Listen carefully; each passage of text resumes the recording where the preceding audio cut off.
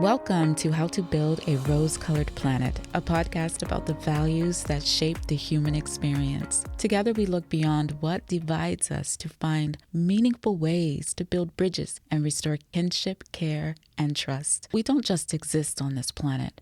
We are co-creating our futures together. I'm your host, Dana Van Ness, and today we are building with humility. Humility is often misunderstood. The world sometimes paints it as self-erasure, as shrinking, as stepping back so others can step forward. But humility is not about making ourselves small. It's awareness, it's clarity, it's perspective. It's the ability to locate ourselves accurately in the moment we're in, whether that moment is relational, spiritual, planetary, or internal. In a world overflowing with noise and certainty, humility becomes the discipline of lowering our ego's volume so that we can hear truth, real truth, not the truth we manufacture to protect ourselves. Today, we're exploring humility as receptivity, humility as relational precision, humility as ecological interdependence, and humility as planetary accountability. Together, these four angles invite us into a way of living that strengthens connection, deepens understanding, and widens our place in the world. Let's get into it. Humility starts with receptivity, the willingness to let the world teach us, even when we think we already know. Receptivity is not passive, it's not weak, it's not indecisive. Receptivity is active awareness. It's the discipline of pausing before assuming. It's the courage to open ourselves to new information, especially when that information challenges how we've always done things or how we've always seen ourselves. There was a day not long ago when I experienced this in the most ordinary way.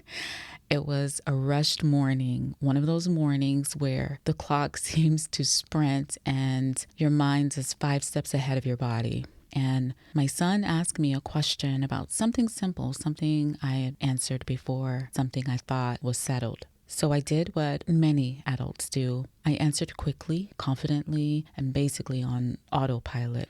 But he looked at me, steady, thoughtful, curious, and said, "Oh, but what if it's not that?" 5 small words, enough to stop me, enough to interrupt my certainty, enough to invite humility in. What if it's not that? There was no challenge in his tone, no defiance, just a child's clean willingness to explore a different angle, something we lose track of as adults. And I felt the shift in myself. I felt the space open. I felt humility arrive because the truth is we are never done learning.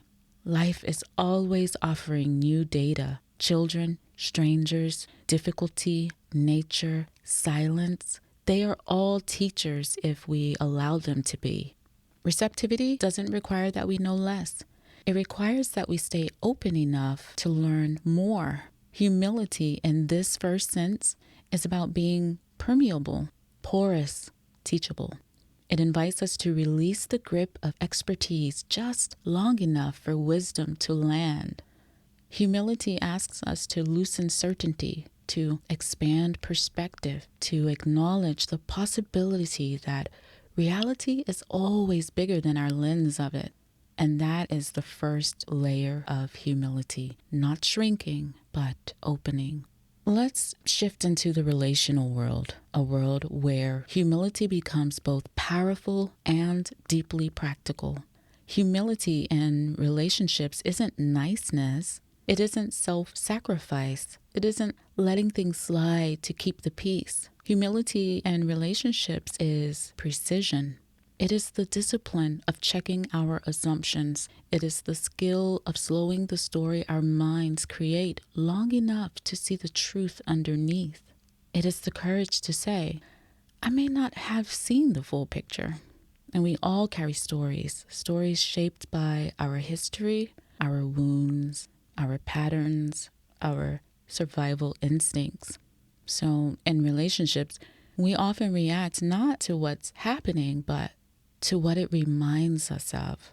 There was a moment, not dramatic, but impactful, when I misinterpreted someone I cared about. They were quiet, withdrawn, less responsive than usual, and without meaning to, I filled in the blanks. I assumed their silence meant distance. I assumed their tone meant tension. I assumed I understood the meaning behind their behavior, and I didn't check the story. I simply reacted to it. Later, when we slowed down and spoke honestly, the truth emerged, and it had nothing to do with what I had imagined. I wasn't wrong because I'm flawed. I was wrong because I'm human, and humility is the skill that interrupts that humanity long enough to create clarity. Humility is what turns reaction into reinterpretation. It says, wait, let me check my lens. Let me check my assumptions. Let me check the story I'm building in my head. Humility is the foundation of repair. Without it, rupture becomes final. With it, rupture becomes a doorway back into connection. It enables conversations like, help me understand. Tell me what I missed. I want to know your truth, not just my interpretation of it. Humility replaces the desire to win with the desire to understand. Humility strengthens relationships because it removes the static, the ego noise between people. When we bring humility into relationships, we stop defending our version of reality and start participating in a shared reality. This is relational humility, not soft, not submissive, but clear, steady, and deeply mature. Let's widen our lens even further. Humility is not only personal or interpersonal, it's also ecological. Think about that. To be alive is to be woven into systems we didn't even create. Ecosystems that sustain us long before we understand them and long after we're gone. But modern life trains us to forget this truth. Our conveniences flatten complexity. Our pace mutes environmental signals. Our technologies create the illusion that we're separate or worse, superior to the natural world. But humility brings us back into scale, into proportion, into relationship. There was a day at the ocean where this became real for me. The kind of day where the wind pushes your hair back and the water meets your ankles with intention. I stepped into the cold water, letting it rise up my legs. And in that small moment, the world rearranged itself inside me. Not because anything mystical happened, but because nature has a way of returning us to ourselves. The ocean doesn't bend to our schedules. It doesn't rush because we're in a hurry. It doesn't ask permission to be powerful or unpredictable or breathtakingly indifferent. Nature moves with sovereignty, and standing there, right-sized by the ocean, I felt humility emerge again, not as smallness, but as belonging. Humility reminds us we are not masters of the planet. We are participants in it, members of a biosphere, one species among millions. Humility reconnects us to the truth that our lives are dependent on countless forces beyond our control. Weather, soil, pollinators, water cycles, ancestral knowledge, the quiet labor of ecosystems we never see. Humility widens our identity. It shifts us from individual to participant, from consumer to steward, from dominator to caretaker. This is ecological humility, a reconnection to the living world that holds us. Now, if ecological humility helps us know our place, then planetary accountability helps us understand our impact. Humility asks us to widen the frame beyond the immediate moment into the future, the long future, the generations who will live in the world after us.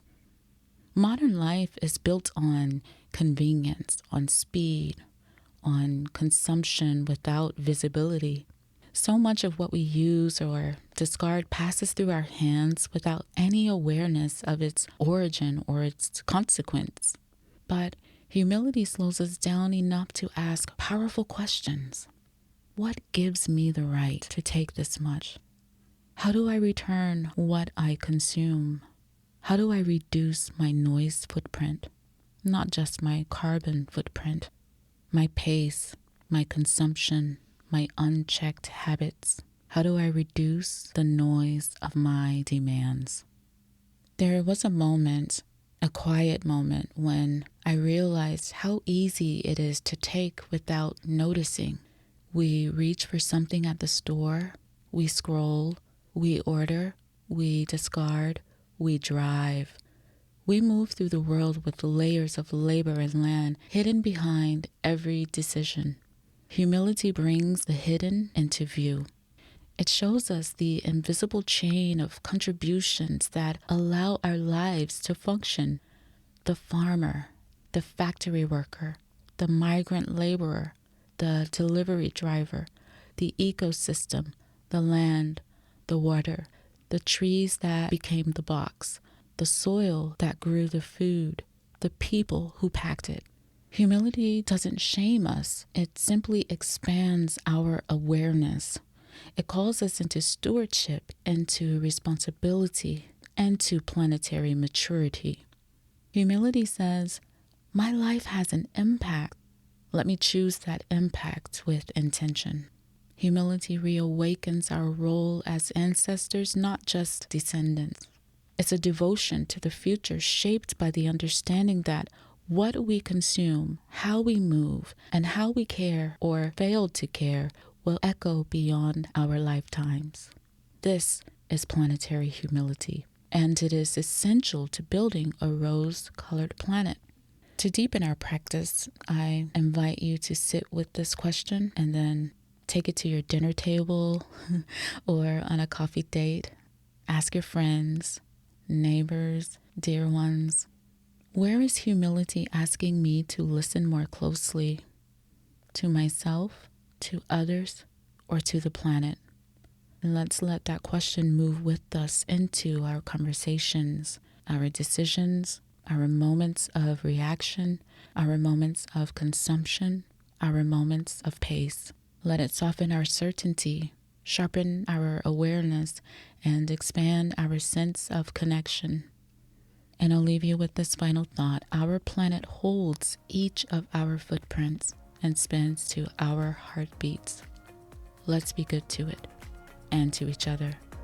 Thank you for being here. Your presence is a gift. Come back next week for more tools to build our rose-colored planet.